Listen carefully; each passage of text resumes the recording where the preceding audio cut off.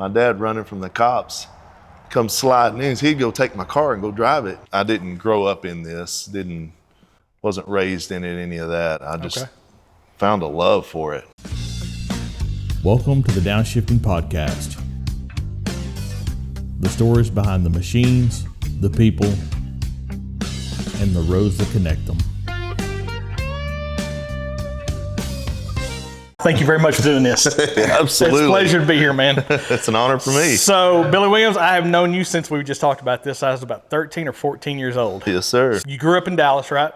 Yes, sir. Fredericksburg for a while until, and then Dallas after that. Okay. But yeah. Your dad was a Vietnam vet? Yes, sir. I knew your dad for a lot of years. Yeah. So kind of how was that growing up, coming up with Dad? Mine is not the question why, mine is to do or die. He did what you were told, when you were told, and how you were told. So it was extremely disciplined. Absolutely. Okay. But he was an outlaw. Right. So, I mean, you were supposed to follow the rules, but he never did. Okay. Yeah, rode scooters, and I mean, you remember my Chevy 2 Nova? I do. 62 Chevy 2 Nova. Built it before I had my license. Little 354 speed. I was working for Stan Hopkins. It's a drive shaft shop now, but his dad used to own the wrecking yard across the street. I was a parts monkey.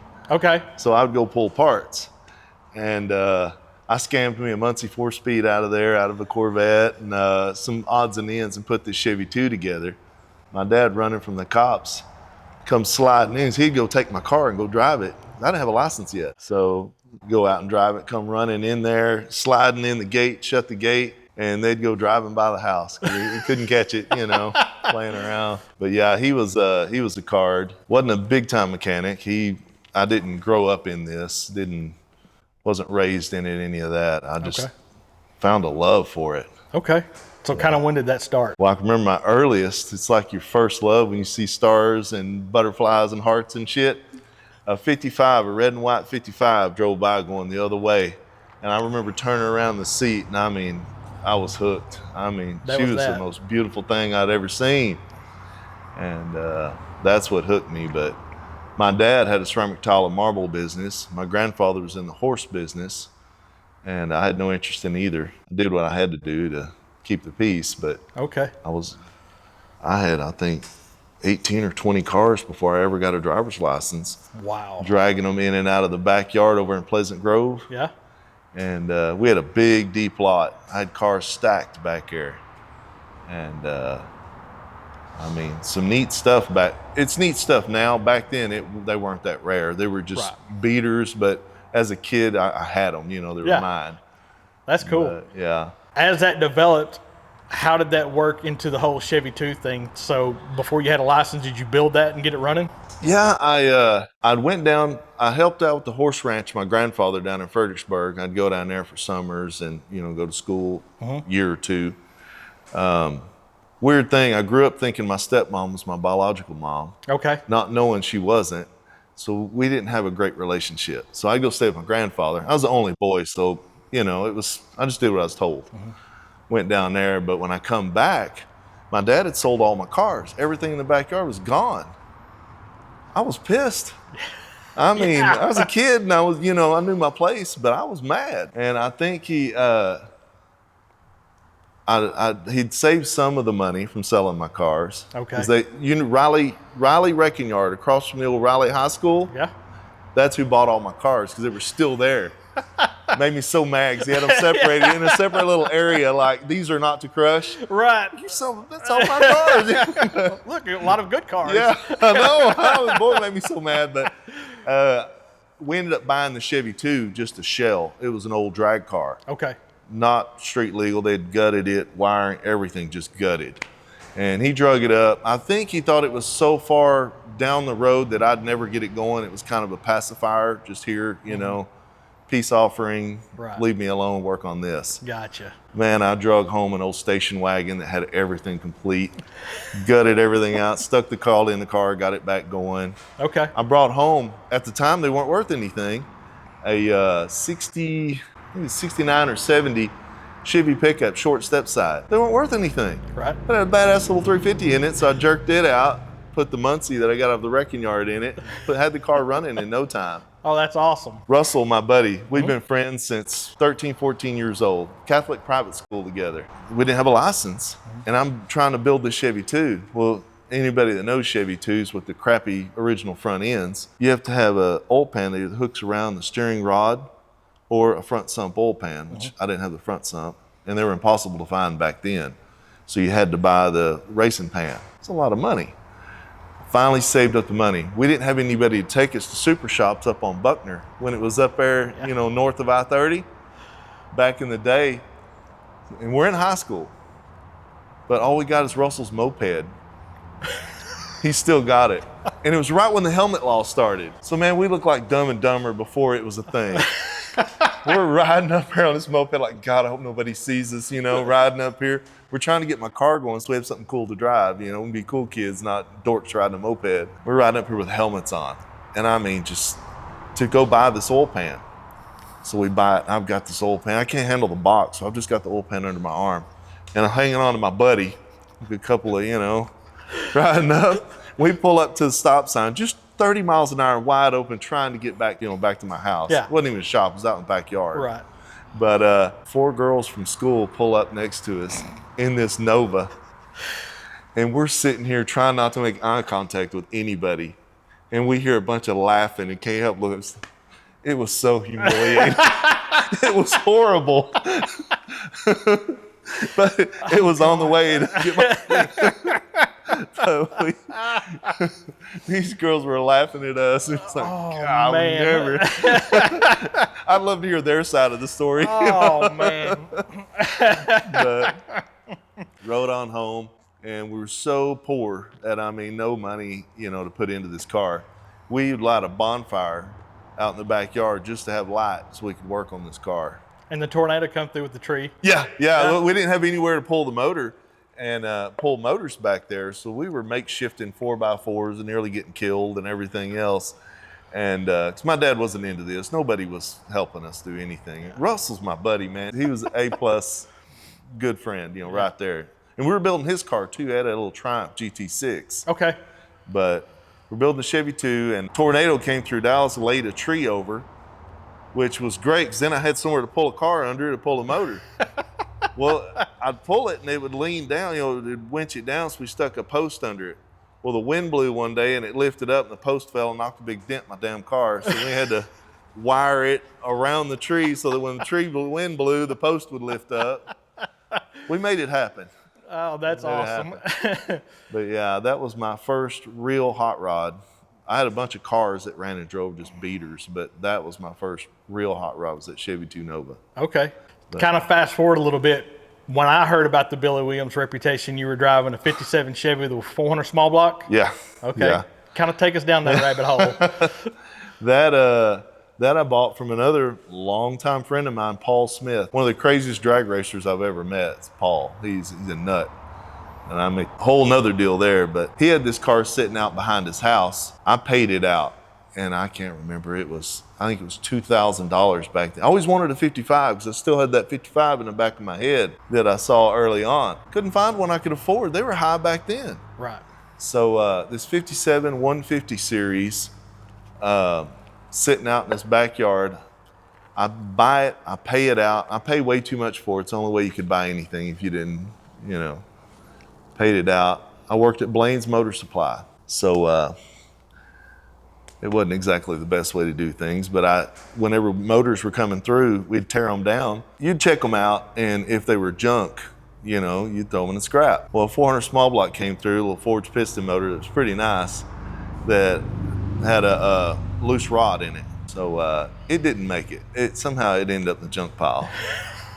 A whole set of double humps, they didn't make it. They made it in the junk pile, so they made it into my car. Okay. And you know, I had a turbo 350 in there, and just pieced it together, drove it, paid Paul every week till I paid him off, and it was insane. But I drove at 57 in high school, and it was a blast. It was a really, really good car. So as you kind of progress from there, I guess when I knew about the Billy Williams reputation, at some point you went to work with my dad. Yes. well, I married your cousin. Right.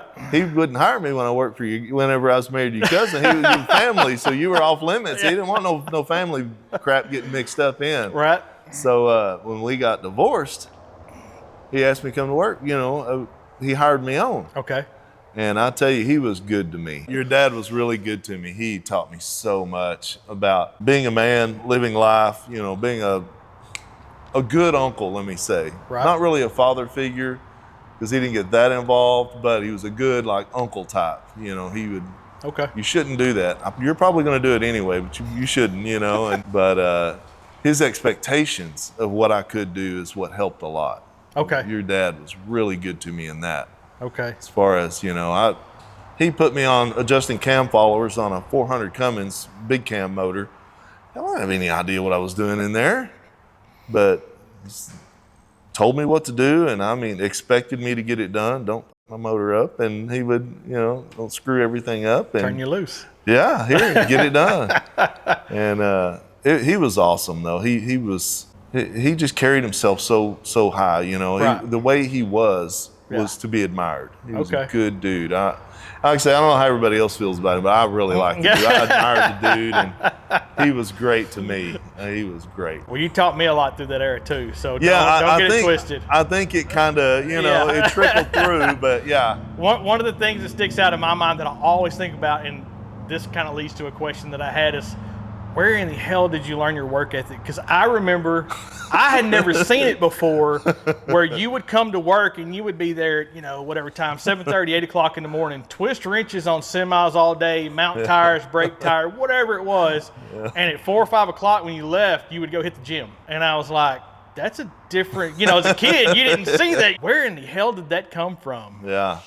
Man, I just wanted something. Okay. I had nothing. Right. We live in rat-infested houses, cockroaches, and you open the refrigerator door, and my dad had an A. He said, "You want round steak or tube steak?" Because it was all you had in the refrigerator. You had bologna or hot dogs. And he'd only get mustard because it wouldn't go bad, and you always had tortillas. They'd last longer than bread. So you're so dirt poor that you want something, and the only way to get it was work for it. Just hustle all the time. Well, it had a huge effect on me, man. So. We call it my son Jake, that's in North Carolina now, Jake Scott. He gave it a term because he's the same way. He calls it the virtues of poverty. Well, kind of take us down the rabbit hole of Jake. He was dating my daughter, my oldest daughter. Mm-hmm. She had her license. He didn't have his license yet. He was a year younger than her. So she was probably 16. He's probably 15. Okay. And he comes around, and I don't like anybody's dating my daughter. That ain't cool. Right. But he's over. He's trying to like me. He's trying to be liked. Checking out. I got cars sitting around, everything. I had a Mustang that I didn't have the doors bolted onto. I just had them latched and pulled shut. I was letting him run loose and kind of look and just sitting back trying to be cool. He grabs the door and pulls it open. Of course, it falls off. Parts start falling out. He's embarrassed. He's, oh my God. And he looks at me and he's scared to death. And I said, "You'll learn to ask before you go to touching people's stuff from now on, won't you?" He never forgot it, but helped him put the door back on. And after they broke up, like your dad, I let him start coming around and hanging around, and he just stayed around from then on. He always hung around the shop. We had an odd time, 16, 17 years ago, whatever, when Jake was young, and my daughters, girls after 14, they go their own way. They're chasing boys or doing whatever. They're not interested in their dads anymore. Most of them. He stayed around and taught him to weld, learned him to do layouts, work from center. Okay. Anything we weld on frames, work from center. He did really well. And he listened. Everything you taught him, he listened and he did what you told him. Okay. All right. Good kid. Good kid. We'll share a link down in the description to his stuff. JZS. Because he's got some pretty cool builds. Oh, going, yeah. Some pretty amazing stuff. That old Triumph. Oh, God. Triumphs and Harleys, yeah. I remember kickstarting that poor thing. Yeah. And that was the first bike that I'd ever rode.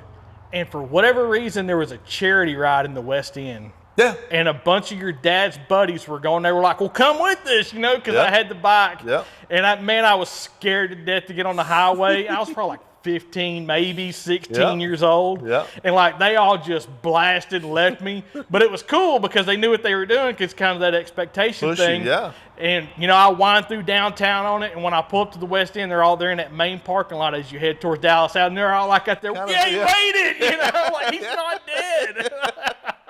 Yeah. Yeah, that old Great Triumph. Yeah, Yeah. that was a neat bike. Man, that bike was cool. Yeah, yeah. So, other side of working with my dad for a couple of years. Yeah. Mhm. Okay. You kind of went to basically some heavy equipment type stuff, and that eventually transitioned you into what, tractors and whatever it was, and now you ended up working for a city department.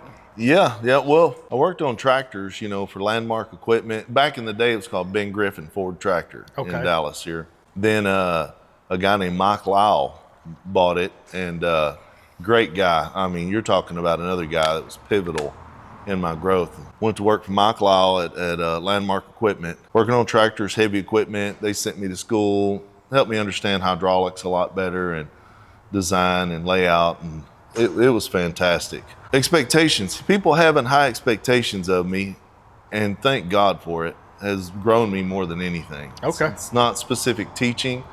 It's basically sink or swim, kind of chunk you out there in the middle and make it or don't. Right. But yeah, there's a guy named Todd Ballmering.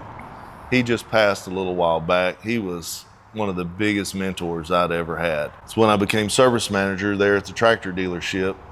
There's no reason for me to have ever had that job. He basically, sink or swim, you know, go in here, check it out, fill in, we'll hire somebody else. We just need you to help us. Did that for a while. It scared me at first. I did the job. I was told I was doing it well, but it scared me to death, and the stress was unbelievable. So I tried to quit and go back to the shop. And the Todd come in there. Mike, the owner, was a super nice guy, but I was a little scared of him. You know, he owned this company, he was stressed, had a lot of work, you know, things going on. So I didn't want him to can my ass. So Todd comes back there and he says, hey, you either do this job or load your stuff and just get out of here. We don't need you anywhere else. Okay. Scared me to death. I was like, man, I had family at home, kids, feed. And so I ended up rising to the occasion, did the job well. And Okay. I found out later, I don't think Mike ever said that. It was my buddy Todd. He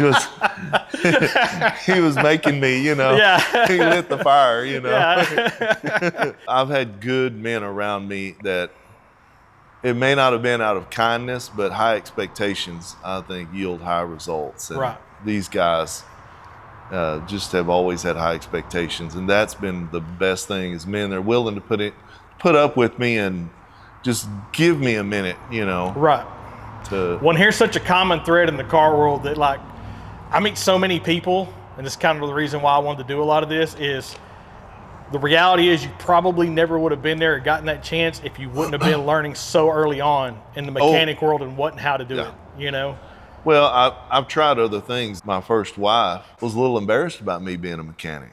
Really? Yeah, so I quit being a mechanic. I went to work at Policy Management Systems Corporation, printing insurance cards.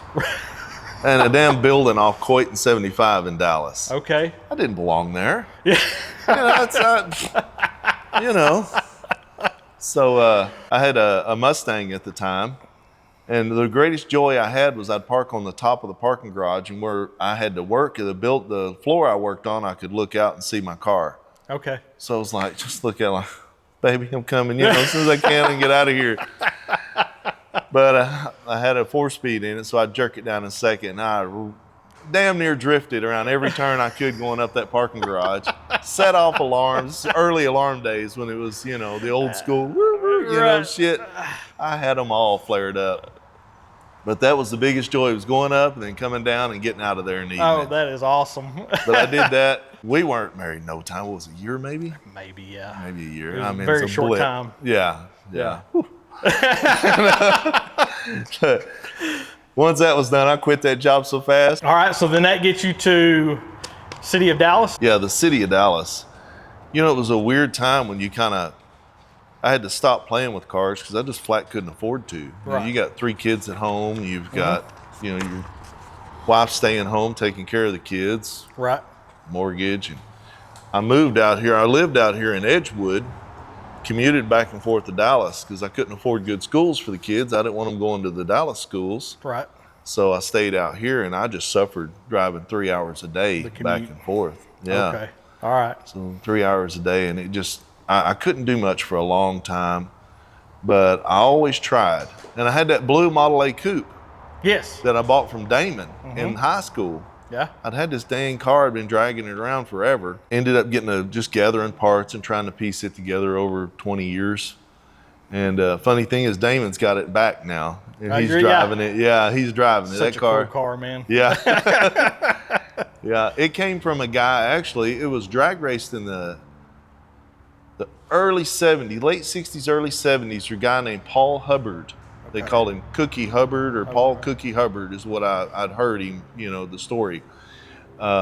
He actually came out to my shop one time and saw the car. It still has the original lettering on it from when he got back from Vietnam. He put it together. Okay. With a cross ram, 2 4s, had some white headers on it, and Model A had it all lettered up. Damon, he's all the same lettering still on it, everything. I think the only thing's the trunk lid's got something different on it. Okay. But That same is car. so cool. Yeah, it raced in Rockwall. Your dad, I'm sure, knew the car. Right.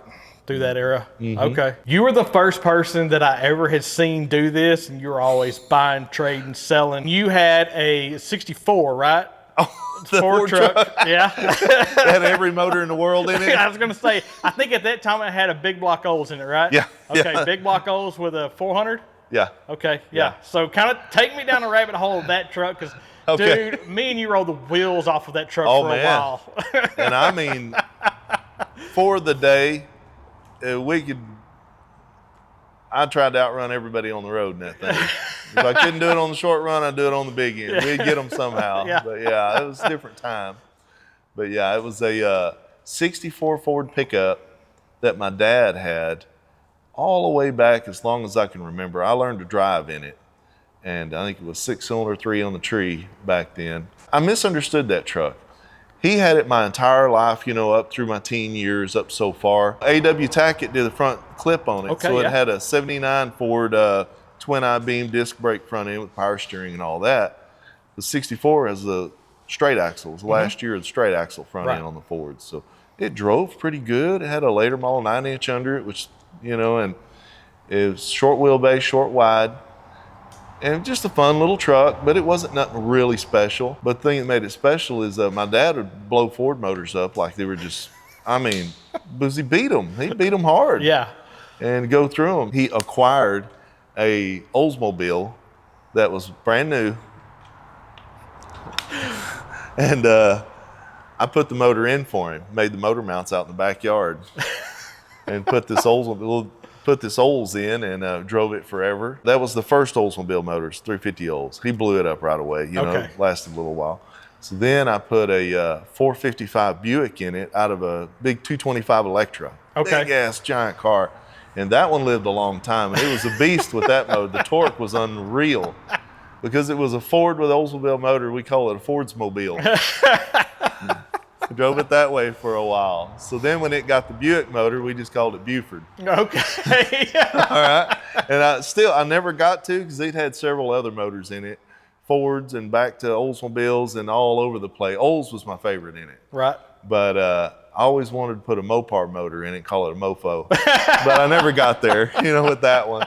Maybe the old unibody over there will get it. Yeah.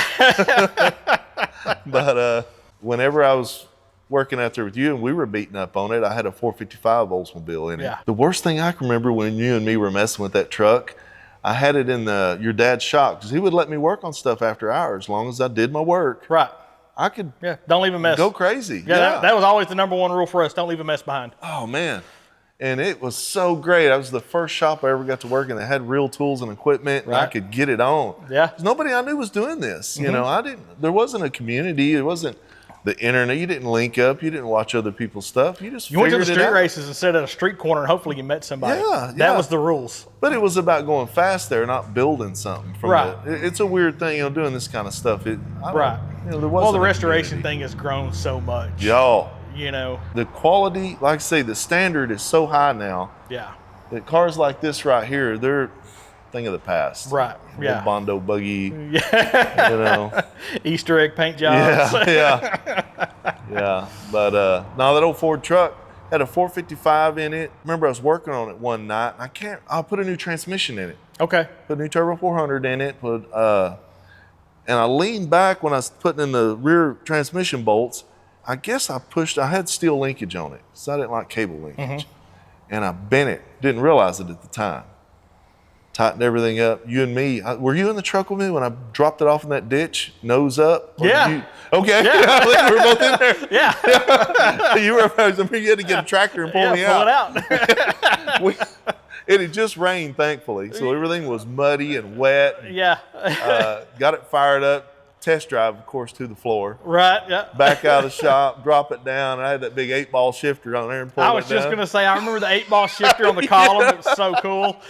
Dropped it down, and I romped it, and I mean, we were sliding sideways. And I was trying to let up to make the corner, and you were over there. I mean, like, okay. And I was the same way. I was like, shit. And the throttle linkage, I'd bent it down. Well, it had snapped over on the intake, and it held it wide open. I mean, that thing was hung to the moon, and I was already driving a little dangerously, but when we slid it out of that corner, I couldn't bring it back around, and we went all the way around. And, of course, the ditch isn't deep anywhere except right in this one spot where the big culvert is. Where we are. Right. And we just, bam, nosed right off in there. I killed the key right away. Boom, saved. And you went and got the tractor and pulled me out. And, man, I remember opening the hood, and the mud had went through the radiator like spaghetti hanging out of the backside of the radiator. It didn't damage much. Right. It wasn't bad. It was salvageable, but the seat probably wasn't. But yeah. No, I bet a chunk out of my $20 later at a coin-op car wash. Yeah. Oh, man. And I remember that takes me to I instantly think of you needed parts for that truck, and you had bought the old Park Ranger truck, the straight 6. Yeah. And here's what I remember for that. I remember you took the whole front clip off. Yes. You took the core support and the radiator off. Doors? Of it. And bed? No doors. No bed, That's no totally nothing. overrated. And so I remember where the thermostat housing was, the hose was sticking up at an angle, and no radiator, no coolant, no nothing, and it was just go. I was like, what do you mean go? Yeah, because you were a lot younger. Yeah, so, I was what do you mean go? And you're like, your dad would have killed me if go. he'd known we did that. Next thing you know, we literally were out there jumping it. Remember the pond had dried up. We drove it through the pond and back up the other side. I was watching. I wasn't. I remember being in the shop. I was working on the truck, and it had old 246. Yeah, straight with a 6. 3 on the tree. Yep. And the cab was rusty. I just wanted all the panels off of it. Yeah. Told you to cut loose, man. You might have had your license in. You might not have. I don't even remember. Yeah, you were I don't hanging remember if around I at the had my shop license or down not. there. I remember I would drive it so hard and for so long like that it would have coolant pulled up in the bottom of the block, and it would get so hot that it would blast rusty coolant up out of it, and it would go over the cab, and I'd just keep trucking. I remember this one. The end of it when it got finished off, we pulled it back where you could run it some more after this. Yeah, because we broke the linkage for the clutch because the cab mounts had ripped off the driver's side. Dukes of Hazzard that thing off the back of that ramp, and I was watching, and I just happened to be looking when this went on. Your dad would have killed me, man. I remember that thing bucked up, and I was like, oh shit, he's gonna get killed. He's gonna just endo this thing. And again, the frame rails hit. You were all 4 wheels flying in the air. Oh yeah, frame rails the hit. frame rails dug in the ground, And it skidded. How the hell that thing skidded and didn't just dig in and flip? It skidded forward and landed back on its wheels. And I don't know how you kept from flying through the windshield, but well, at one point, whenever I would hit something, I would lay back in the seat and put my feet on the dash just to hold on. I'd say, man, I watched that one time. I was like, oh, I'm going to get killed. I just better pack my tools and get out of here because, I couldn't believe it. And when you come up to the shop, said it won't, I forget the clutch wouldn't work. Yeah, clutch wouldn't work. Linkage broke. Because the whole cab had shifted forward so much that the clutch linkage wouldn't work. They ended up taking the tractor, that old wheel loader your dad had, and jerked the cab back, and the clutch pedal, pink, jumped back up. Oh, go, man. You're not done? Yeah. Yeah, talking about that with my dad, I look back now, and it's hard to explain to people, but kind of, I think you had already gotten married and, you know, started having kids at that time. Yeah. And so me and my buddies, we'd all got like deep into the street racing scene. Yeah, Like you yeah, said, that was after- Yeah, yeah. that was before social media. Yeah, anything like- yeah. And man, we were deep in it. And Yeah. I was working on obviously my stuff, and my buddies would come over, and I was working on their stuff on the side. Or they needed a roof over their head or whatever. And I look back now, and I'm like, my dad running a small business and a bunch of kids in there at midnight drinking beer, working on cars. I'm like, the liability in my mind now, I'm just like, I can't believe. But yeah. my dad's mentality back then was like, I'd rather you be there than run up and down streets. Yeah, yeah. You know? So I was really blessed to have that opportunity. Well, like I say, your dad was really cool. So how in the hell did you end up city of Dallas? Just trying to, I was doing well with the dealerships as a service manager and making a little bit of money, but the stress and the hours were through the roof, you know. Right. There's always a trade-off. Oh, and yeah. Poor boy, you know, you make a little bit of money, it feels good, family's living well, but you're not there. You're absent. You're earning. And it was just, the city of Dallas come along, and there was a guy named Ron Schindall that was, I think, smarter than anybody else there at the time. And he asked me, you know, what would it take to get you to come to work over here? And the 4 days a week's what sold me. It wasn't the money. It was less. It was half what I was making at the Having dealership. time. Having time. Okay. And I was to the point where I wanted to start living a life again. Right. I'd earned, I had kids, so I was missing everything. Right. And I was kind of playing with horses again at the time, and I wasn't able to take my kids to play days or work with them. So I went to work for the city, and the city's been fantastic to me. I mean, a lot of people complain, the politics, the employees, at the end of the day, you're there to earn money, and have time to live your life, not take the work home with you. And I never had to do that there. So it's been good to me. I'm about to retire. I was going to say, so that the 4 days a week kind of afforded you really to like dive back deep. Oh, off into, yeah, because that's, you know what that is? I never thought about it that way, but you're absolutely right. That was a turning point of me being so busy I couldn't look up. Right. To having a little bit of time and supplementing and playing Right. around and being able to put myself another car together. Well, you know, as I've gone forward, I've kind of figured out that whole cognitive energy is a real thing. And when I was young, I was just, you know, that Yeah. doesn't matter. And Yeah. if you're so exhausted all the time, you can't think about anything besides what you're buried in. Dude, when I'm around these cars, I'm still, 20. Right. I can't, I don't. You're still chasing that 57 Chevy drug. Yeah, but I look in the mirror and there's this old man looking back at me. But when I'm here in this shop, enjoying these blessings from the Lord, it's amazing. That's awesome.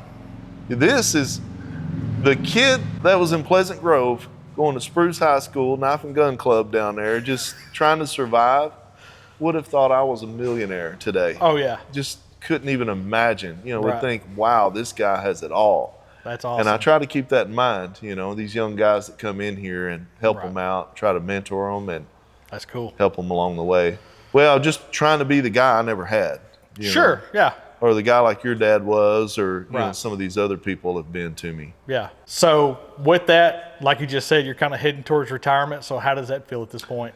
Surreal. I mean, that's, getting to do this every day. I'm going to use that term loose with you if we can back that, like retiring. I know you're not technically retiring, but you're retiring from a job.